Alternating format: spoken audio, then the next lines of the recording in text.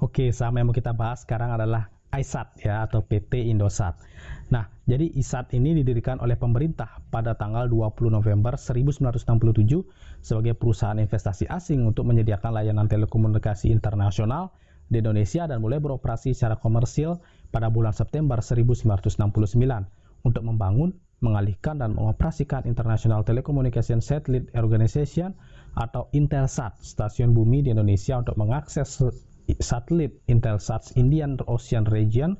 Perusahaan menyediakan layanan seluler, prabayar, dan pasca bayar melalui produk merek Indosat Mobile, AM3 yang didukung oleh Indosat, dan juga Indosat Internet yang merupakan layanan telekomunikasi tetap.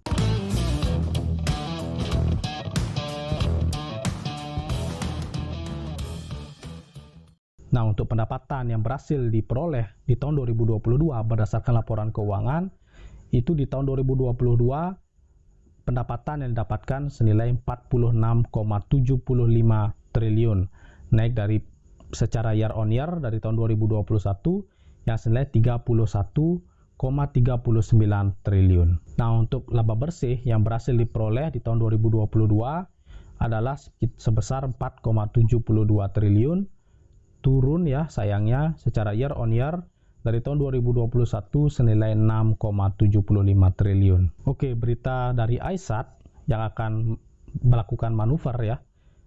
Nah, jadi berita dari iSAT di tahun 2023 ini yang akan menunjang kinerja dari iSAT. Yang pertama itu adalah Indosat Ooredoo Hutchison atau IOH menargetkan pertumbuhan pendapatan di tahun 2023 ini yang mencapai 5-6%. Nah, Direktur and Chief Financial Officer dari Indosat Ooredoo Hutchison ini pada media update IOH di Medan Senin mengatakan paling tidak pertumbuhan iSAT di tahun 2023 ini dapat bergerak sejalan mengikuti pertumbuhan pasar. Nah, kemudian berita yang kedua yaitu datang dari Mitratel atau Daya Mitra Telekomunikasi yang akan membeli 997 menara milik PT Indosat atau iSAT atau Indosat Ooredoo Hutchison dengan nilai 1,64 triliun.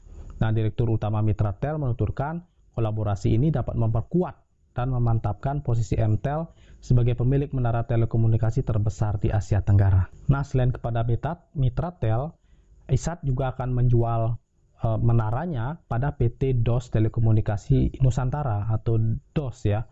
Nah, jadi penandatanganan penjualan sebanyak 1.630 menara telekomunikasi dan sewa kembali sebanyak 1.527 menara telekomunikasi. iSAT menandatangani perjanjian penjualan bersyarat atas 1.630 menara telekomunikasi dengan rincian sebanyak 997 kepada Mitratel dan sebanyak 633 menara kepada DOS.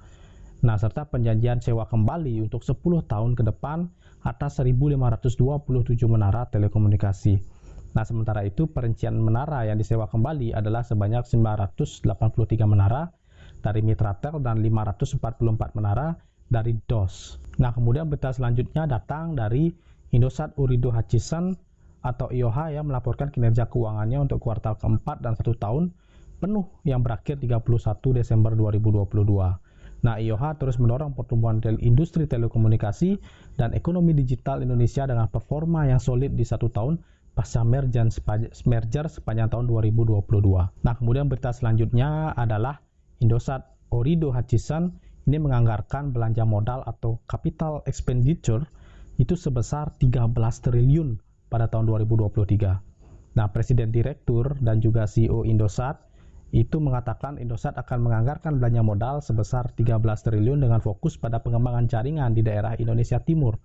Nah, Nusa Tenggara akan menjadi prioritas Indosat. Bagaimana daerah tersebut kualitas jaringan itu bisa dinikmati dengan baik.